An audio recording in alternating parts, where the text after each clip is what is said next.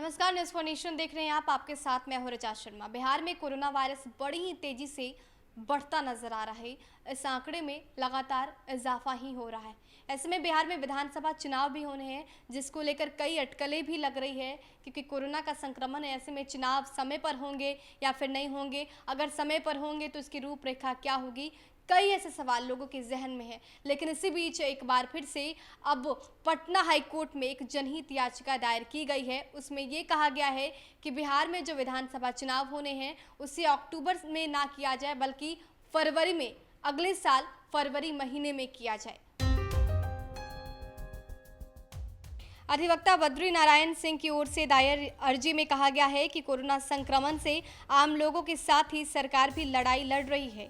संक्रमण रुकने के बजाय बढ़ते ही नजर आ रहा है। ऐसे में अक्टूबर माह में चुनाव करना खतरों से खेलने के समान है।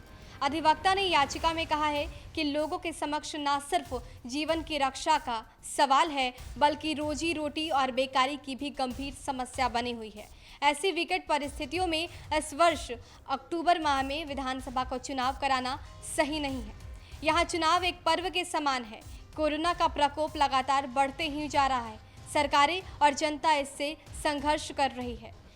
ऐसे में अगले वर्ष फरवरी माह में चुनाव कराने पर चुनाव आयोग को विचार करना चाहिए। पटना हाईकोर्ट में ये याचिका तब दाखिल की गई जब बिहार की राजधानी पटना सहित कई जिलों में कोरोना के बढ़ते मामलों के कारण फिर से लॉकडाउन लगा दिया गया।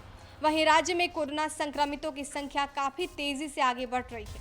राज्य में अब तक करीब 14,000 लोगों में कोविड-19 की पुष्टि हो चुकी है। वहीं अब तक 9,792 लोग इलाज के बाद स्वस्थ भी हो गए हैं। बिहार में कोरोना के कारण 109 लोगों की मौत भी हो गई है।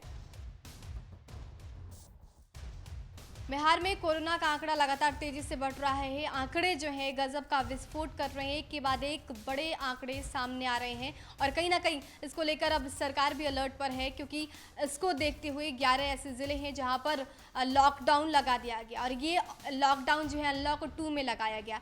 गंभीरता आप साफ तौर पर समझ पा रहे हैं कि किस तरह से अनलॉक 2 में भी लॉकडाउन लगाने की नौबत आ गई है, क्योंकि हालत काफ़ी गंभीर हो गए हैं। इसको लेकर अब चुनाव आयोग भी कई दिनों से प्लानिंग कर रहा है। चुनाव आयोग की तरफ से एक मीटिंग भी बुलाई गई थी, सर्वदलीय बैठक की गई थी, जिसमें सभी राजनीतिक दलों के नेता मौजूद थे।